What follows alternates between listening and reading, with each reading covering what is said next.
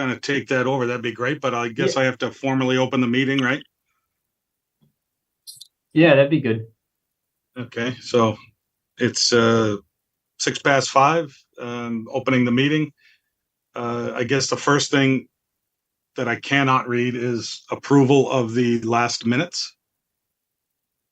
Has everyone had a chance to go through those? Yes. Yes. All right, good. So I'll Pat, we have a quorum, right? Yep, we got 1, 2, 3, 4, 5. Yeah, we got a quorum. Okay. All right, good. So I'll entertain a motion to approve the minutes of whatever the date is. I Seconded. can't read it. All in favor? Aye. Aye. Aye. Aye. Opposed? Abstain? Okay. It's approved, I guess, unanimous. Yep. And Pat, if you could take over now, because Yeah. there's no way I could read it. Absolutely. Yeah, no, so probably one of the main points of business is an item that we brought up at the last meeting we had, and then we didn't follow up on was doing another business forum. So if everyone remembers, we had discussions with both Harry and Sarah from Destination Downtown in terms of doing a fall business forum. Time just kind of got the better of us, and at this point, I think it makes sense to focus on conducting a spring forum. Obviously last year was I would deem a success. We had really good turnout. I would say between 60 to 70 people in attendance. Everything seemed to be pretty well received. I know we had some comments about how we can improve with additional speakers, or if we want to have either a different opportunity for people to speak in general. But I want to bring that topic to you today, just to get going on the planning for doing a spring forum. At last year, I think we actually appointed a steering committee to kind of just lead the progress, and they checked in. I believe we checked in weekly. Right now, obviously being October, we have a good amount of time, and we can check with if we want to still have the location at the country club or not. But I kind of want to bring that forward for discussion to the board today in terms of how do we feel about obviously continuing this, and do we have any any concerns initially?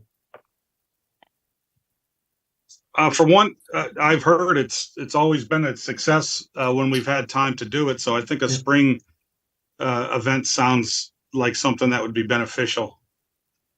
Is that the same thought process as Harry, or is he wanting to still try to do a fall? No, doing the spring's fine. Okay, good. Yeah, I'd agree that we should go ahead and plan it. Seems to be of value to everybody, and should move ahead. Okay. I think the biggest thing we could do in terms of making it a success from an event point of view and a scheduling point of view is very simply, as fast as we can, decide on a date and then start putting out save the dates, even if we don't have specifics yet, just to give folks time to have it in the back of their head.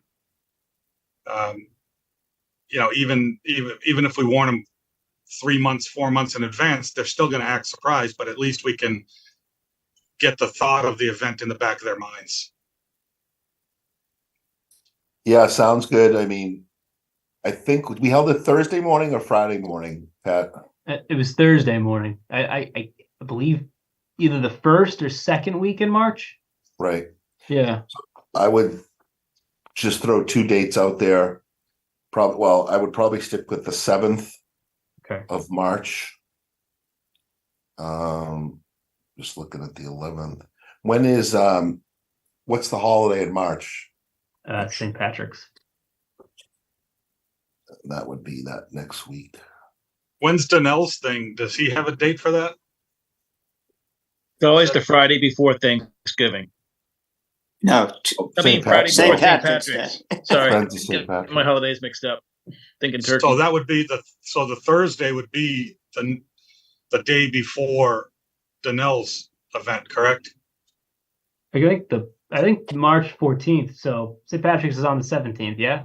Sounds right. It's the So- Friday before. Yeah. So I mean, the Friday before. Oh, would be so it's the March Friday 15th. before, not the, okay, I get it. So if the 17th was on a Saturday, it would be the day before. Correct. Okay, all right, yeah, so the 7th then would work. Yep. All right, good.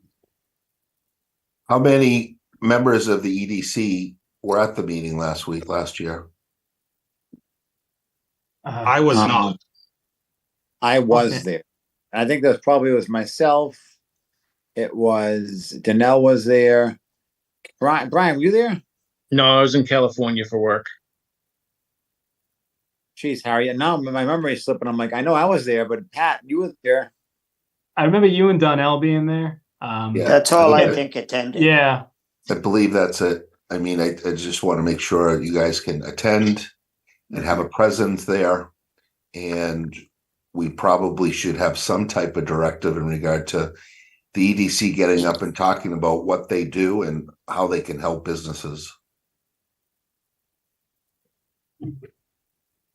Yeah, I mean, I think that's a good idea. Whether or not it's Patrick or if I'm still chair, then me or whoever, but I think that's a good idea. Just to briefly open it up. I'm sure you get up and say something as well, Harry, is that correct? Yeah, we had Sarah get up for 5 minutes. I might have done 5, and I think Pat did a little bit more. Okay, We could All right. also, I guess now that we have a little more time to plan it, I know we talked about how this was done in previous years with, having applicable town staff there, maybe to provide a little bit of quick intro in terms of what they do from like a permitting side. If that's something that y'all want to kind of look into again, I can bring that forward to Jim Crawley. I could talk to Jim Johnson, in terms of what makes sense with how it was done in previous years. Yep. Yep. have we ever gotten feedback on that aspect of it from the attendees? Like whether or not they found it helpful, informative, or no opinion? Have we ever asked the question? I'd have to go back in the records pre-COVID. I mean, last year I had a survey that went out, and I probably need to fix it this year. I really didn't get much responses. I think I got less than 10. So going But forward, we didn't have the town this year, last time anyway, correct? No, we didn't have the town. I think at the end we did kind of like a round table of everyone just kind of like introduce themselves, which is kind of nice to do. Yeah. But yeah, we never did like an official town table. There. I'm sorry. Didn't we have some town people? I remember the fire department being there. I remember. Oh the, yeah, like Yeah. I said, we've never had an official town table, but it's always just been a little bit more informal where people have gone up and asked them questions, just during the networking time and stuff. We never really wanted to put somebody on the spot at a table and have somebody be pissed off or something, Yeah. Yeah. But I think it would be informative to say who's here, like sort of for me to just say, oh, and by the way, the representative from the building department here is John Smith, and he can get up and say hello. And if you have any questions, you can reach out to him after the meeting. And some people might come up to him when the meeting's closed and we're still all hanging around, so it's a little bit more informal. Yeah. All right. Like That sounds good. We just don't want to put anybody on the spot. That's the basic premise.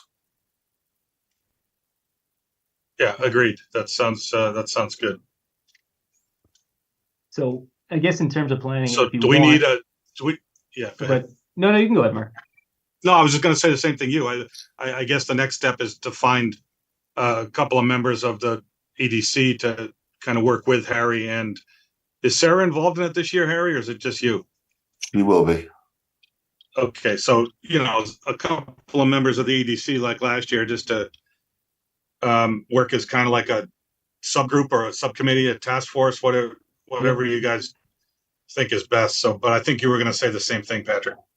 Yeah, no, exactly. I think last year it was John and Kevin on the subcommittee. So I mean, yeah, 2 members, myself and then Sarah and Harry, worked pretty well last year in terms of getting stuff done. I'll do is All right. I'll do the same. And we need one more. Yeah, I think that might be good. As long as it's just we don't have a quorum, it's fine of EDC members. So Patrick, are you able to reach out to Walpole Country Club again? I'll do that. Yeah, I had reached out for the fall and I didn't hear back, but I'll get a hold of them. The contact over there, we he's pretty receptive when you can get a hold of him. So I mean, I'll reach out to him. I think if I can confirm March 7th, to your point, Harry and Mark, I mean, I could try to do, email blasts, just announcing it. And then once everything gets formulated a little bit more in terms of what the agenda is, then it can be a little bit more detailed. And also too, when it comes to your questionnaire or something, Yep. I would just print it out and have it available for everybody at their table so they can just quickly fill that out before they leave. Probably the best way to capture them. Okay.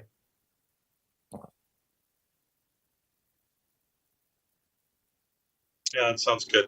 All right. So I just have do we have another member of EDC that wants to or can be available on the subcommittee? I don't mind that, Pat. I'll help. Yeah. Okay.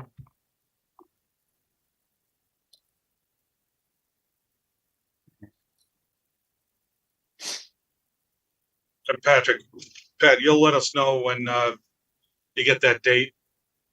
Yeah.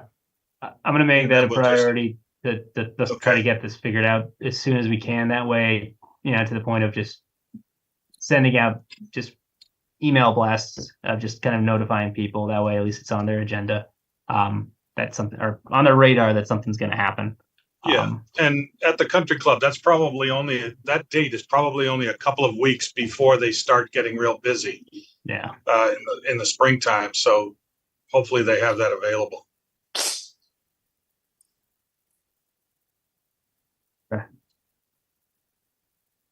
Yeah. I mean, after seeing how it ran last year, I think some of that information in terms of, the breakfast option, which options, seem to work. I think a lot of that's kind of seeing how successful that was. I think that helps kind of facilitate and get those details kind of figured out early.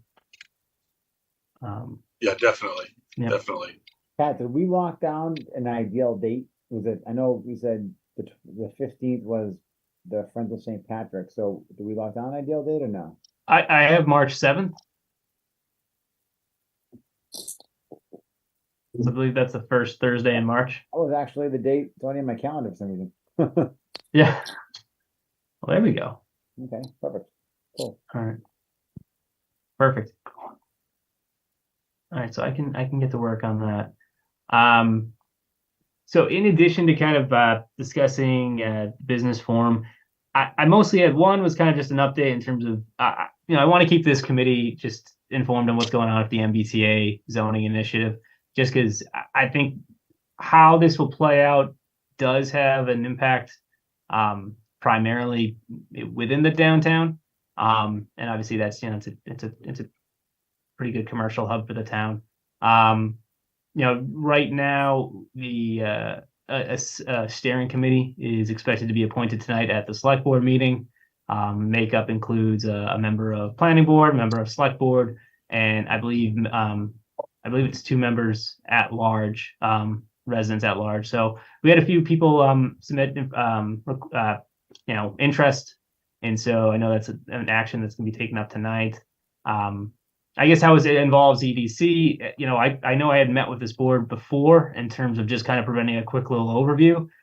In the future, once that steering committee gets going, I want to be mindful of having kind of like stakeholder meetings, not just with, property owners within the downtown, but also, committees such as the EDC that do have, a special interest in terms of those aspects of the community, such as economic development. So I just kind of wanted, it's mostly just an update to provide you that, the goal is to try to present something for the spring. It's kind of a little bit of a lofty goal, just where we're at with the timing of everything. But either way, whether it's the spring or next fall, just be on the lookout at one of our meetings. I'd like to be able to kind of have more of a detailed discussion with this group in terms of aspects, in terms of, uses allowed and things of that nature, just to kind of gauge your opinion on a more detailed level. So also just an update there. That So sounds good. Patrick, what is the final response to the state? When's that Yeah. due? So the final response that's due to the state is the end of 2024. So that's December 31st, 2024.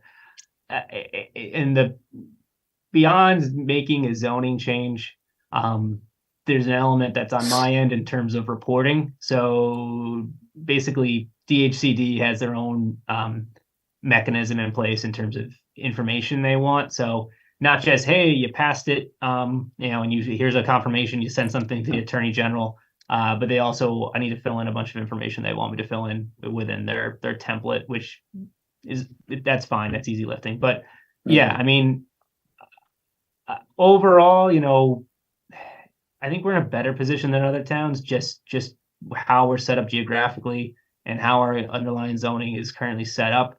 And it's just me speaking, but I just talking to other colleagues, I know people that are in far more of a difficult situation, just because they don't really have a well-defined area, whereas Walpole has.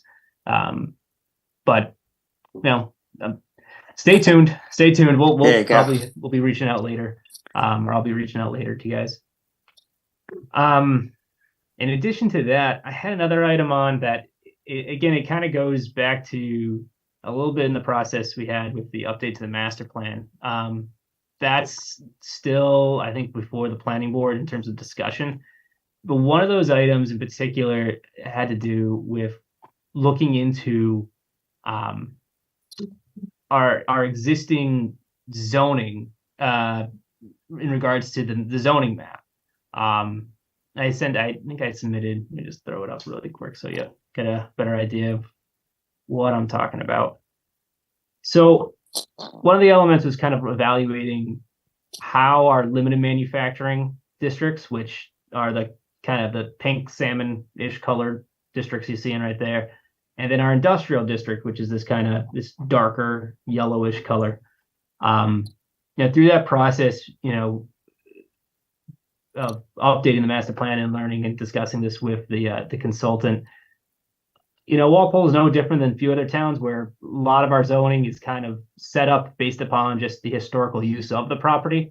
And sometimes that doesn't change over time. And so you have situations where, you'll see a property that you would never zone this today. Just an example of like a one singular parcel zoned LM, but it's always been conditionally, it's always historically, I guess, been a limited manufacturing use.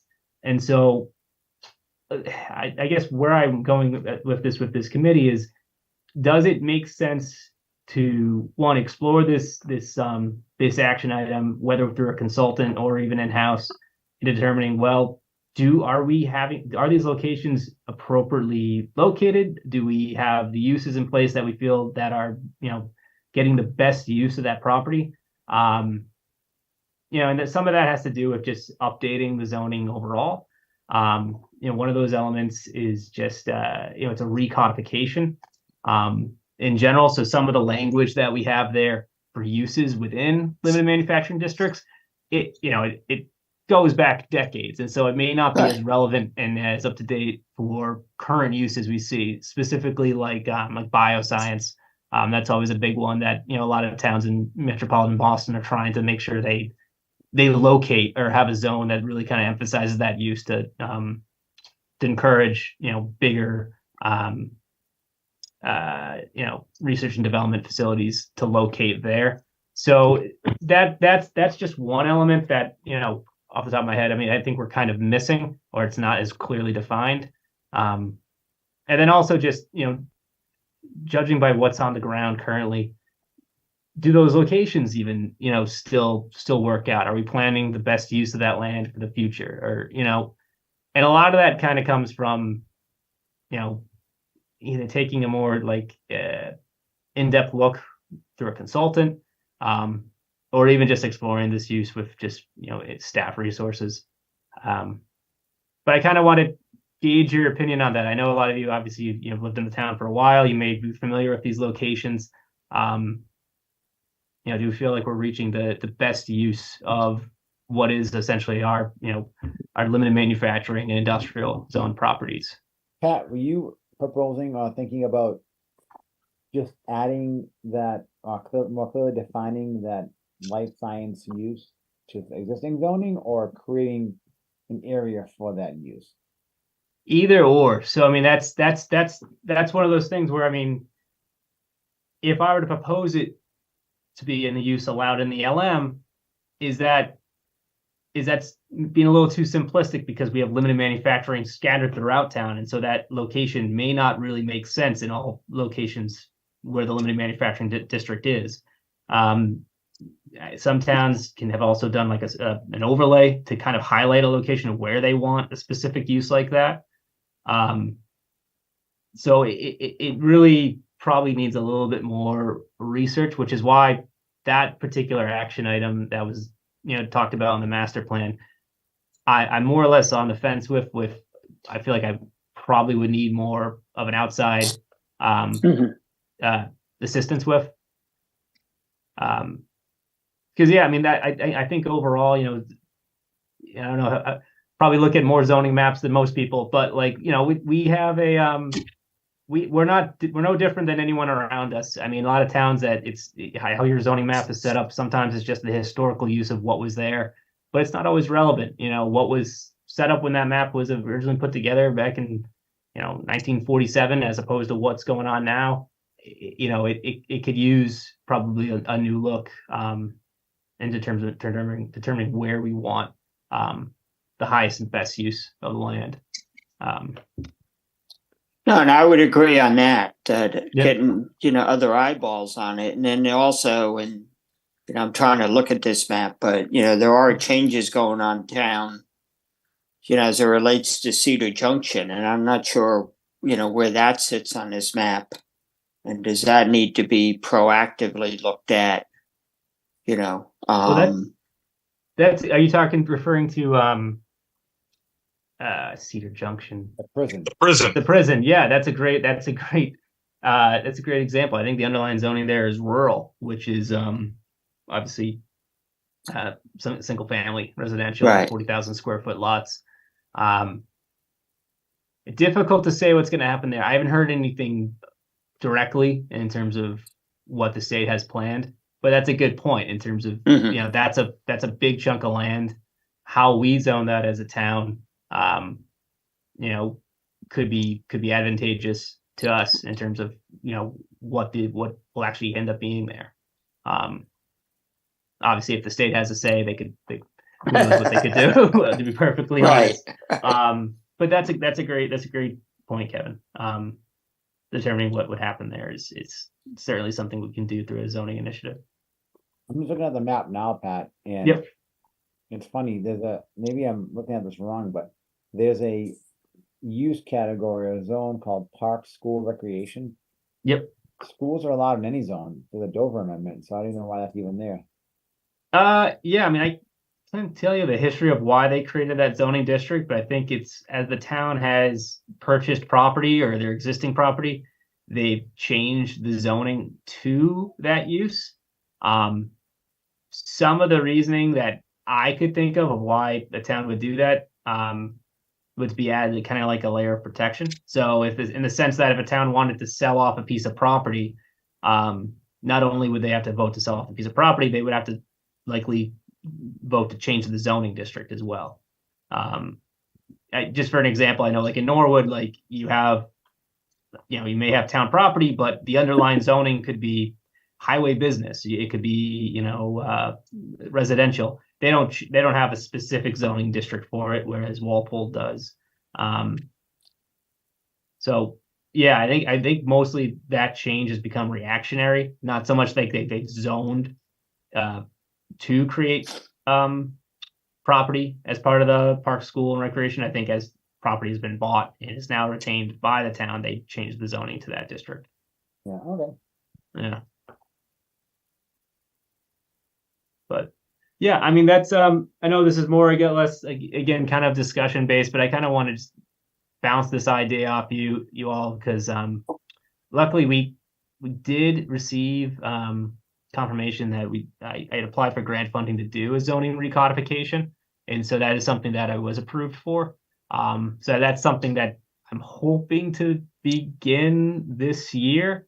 And that by zoning recodification, that's more or less looking at our zoning bylaws and taking a lawyer's approach and correcting for inconsistencies, outdated language, and really just removing sort of the old elements that may have been ripped out of the zoning, but not cleanly. So you want to make sure you take a more of an editorial approach and update your zoning accordingly. So that's a project that would certainly help, for any sort of commercial development coming in if the zoning is more readable and is easier to follow. But beyond that discussion we're having right now in terms of, do we have limited manufacturing and industrial uses in the best locations? Are we allowing the best use of that land? That's something that I think kind of also goes along with a recodification process as well, or a revision process. So, but that's it really. I just just want to hear your opinion on pursuing that makes sense. Yeah, I definitely think it does. I have a quick question that when this committee or group that they're putting together to work on this with the MBTA. Oh, the MBTA. Yep. Does that get put up against the master plan? Are there any changes that are being debated that may or may not happen with certain parts of the downtown and like spreading beyond the downtown slightly out 1A or not, that might either change traffic patterns, change, maybe adding or eliminating certain things, adding a lot of towns have added like small rotaries to eliminate lights and things like that.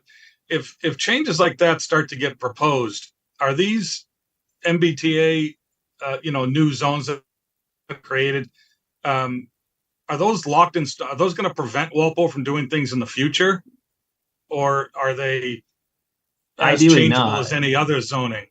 I think the way to look at it is if we were to do going forward with the MBTA initiative, obviously, I need to have that steering committee set up and work with them, explain the process, go through public outreach. But my initial opinion is to kind of propose it as what would be an overlay zoning district. So it would allow for additional uses for the property that would allow for the town to be in compliance with what the state is looking for. But the underlying uses and the underlying zoning would also be present. So a town can a developer could opt in to utilize the overlay district if a property is within there to take advantage of those new uses, but they're not prohibitive of just following the underlying zoning. Okay. So whenever there's an issue of an overlay district, wherever there's anything missing, the underlying zoning steps in and provides kind of like as the overlay district kind of drops off, the underlying zoning picks up. Okay. All right. But to that point about the MBTA conflicting with the master plan, that was an element that we did factor in within that process of planning that, hey, this is something that the town is going to need to address, because while the master plan process was taking place with that steering committee, we were aware of the ongoing guidelines from the state in relation to the MBTA. So I think that's actually something that's factored in one of our action items in terms of zoning for the MBTA compliance. And then you mentioned elements in terms of like, hey, if the town is proposing any sort of infrastructure changes or changes to roadways of that nature, I don't see that conflicting with a zoning change. I think that's something that would probably would take precedent over anything. That's what I assumed. I just didn't know about whenever something is state mandated. Yep. You start to worry about your ability to to have any autonomy over that. You know what I mean? Like Yeah. once you slate it for a certain zoning or a certain program, all of a sudden your hands get tied. And I don't know whether that's true or not, which is why I asked the question. But it sounds like we would still have some freedom there if some changes were going to be proposed. Yeah, I mean, I guess the way to look at it is zoning kind of operates sometimes in theory. So what's being proposed by the state in terms of mating compliance, it is to provide for the opportunity to utilize to kind of utilize that new use. So the underlying thing with the MBTA is having multifamily by right. So multifamily by right, basically, we can't make mixed use requirement. We can't provide a special permit for the process. We have to allow for that use to occur within that district by right. And however we zone for that, the calculations have to meet certain standards, but there's no requirement to build anything. The only requirement is to have zoning that could allow for the potential of that development to take place. If we want to push mixed use in a certain area, we could, I think, we could Mhm. appease the state's zoning requirements by allowing, residential by right, but adding a density bonus if they do. Yep. For retail off first floor, so we could always kind of give a big density bonus on that. So if we want to see, retail in a certain area, we could always just add that bonus. No, that's exactly right, and that's kind of the minutia of the zoning in the sense that if you want to incentivize a certain use, you provide what is, as John put it, like a density bonus. So if you want to have a greater use of residential density, and we would like to emphasize mixed use, that's something that you can incorporate in the zoning. That hey, if you want to pursue mixed use, you get a relief in terms of height, you get a relief in terms of parking or floor area ratio. Not to dive too much into it, but like there's also a provision the state came out with this past August where in theory you could have, if you allow for mixed use by right currently, you can factor in almost like a sub-district that, accounts for 25% of your build out as a mixed use by right district. And then the remaining element for multifamily by right gets reduced by 25%. You still have to have a total, however you create the districts, the total still has to meet all the compliance standards, but it doesn't, I think the state realizes a lot of towns that have transit stations, the transit station is in a downtown or it's in a location where there's a lot of commercial, there's a commercial corridor, there's a commercial presence, and towns don't want to lose that character of the area. I certainly wouldn't want to lose that for downtown Walpole. I mean, that's an element that you want to have. You want to have a mixed use, a commercial, retail, service industry, restaurant presence. So yeah, that's something that it makes a lot of sense to factor that into your zoning to try to incentivize developers to lean that way rather than just straight multifamily. You can't prohibit multifamily, but like you said, John, you can incentivize the use for mixed use. And what's the distance from the MBTA zone? Is it a half mile or something like that? Yeah, essentially what it is it's a half mile from a transit station. So for Walpole, we actually have 3 locations that count as transit stations. One is obviously Walpole Station, and then for whatever reason they count Plimptonville, which I couldn't tell you why, but they count Plimptonville, and then Windsor Gardens in Norwood. Part of the boundary falls within Walpole. Okay. It's a lot to go over, but the way they have it set up is based upon the amount of acreage we have. That's deemed developable station area. We essentially need to provide at least 75% of the district within that boundary. We could put all of it within, a transit station, half mile radius, but we do have a little bit of flexibility where we could create that district that goes beyond that half mile radius. I think it was Donnell at the last meeting I even mentioned, like if you were to look into like going up Route 1A, that's right. that's an option. You just need to be mindful. However you create it, 75% of that district does still need to be within the half mile radius of the transit station. So 75% of whatever we create has to be within that half mile A minimum, correct. minimum. Okay. Yep. And that just means it's multifamily by right. It doesn't mean that someone couldn't build something else there, correct? Exactly. So, I mean, I think part of the reason of working with a steering committee is to provide guidance and provide a little bit more of kind of feed, like a back and forth in terms of how this is created, as well as having public outreach opportunities and talking to stakeholder groups like the EDC in terms of, we can create this district, but do we also want to use it as an opportunity to create something that as a benefit? Do we want to make sure that we incorporate any uses in there that may be missing within the underlying zoning? And as I mentioned before, even if for some reason, a developer doesn't want to utilize the MBTA zoning district, they can still utilize what's there in the underlying zoning district. So just so I'm clear with it, and I don't have an opinion at all. I'm just like, for instance, I'm driving down West Street right now, and up towards Swan Pond, right? And there's a bunch of older houses there, colonials. And if that was part of the district, which it probably will be because of the proximity to the train station, would it be unheard of to think that a developer might come in and buy 2 or 3 properties and then by right be able to put up 6 stories or whatever it is of residential? And like I said, I don't have an opinion. I'm just curious of what would be allowed and what wouldn't be allowed. So when you mentioned like 6 stories, that's an example of like the detail within the zoning is something that needs to get fleshed out. We don't need to do 6 stories. We could cap it at 4 stories. It just depends on how, however we factor in certain like dimensional regulations, height regulations, parking regulations.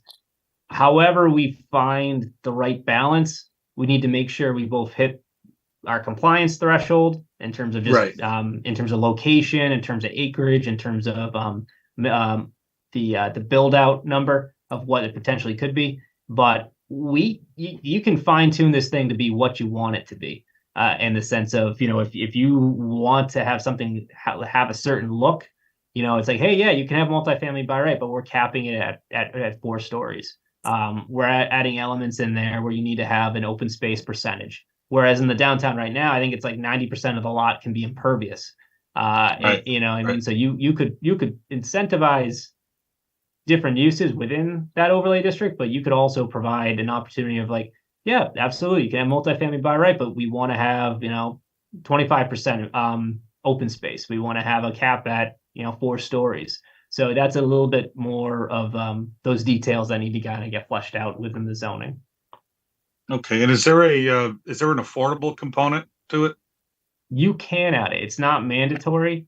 Perfectly honest, I would recommend that just because, I think it, like anything else, as a town grows and your housing stock grows, that affordable percentage shrinks. So we obviously have 40B projects going on right now.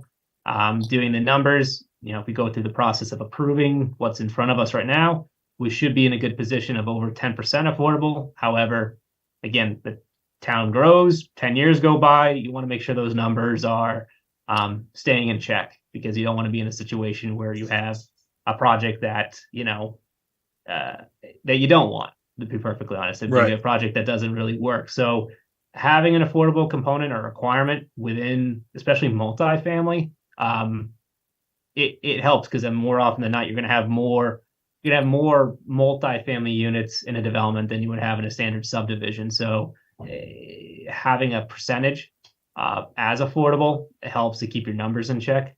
The one change with it, though, is that the state considers only 10% to be by right for affordable.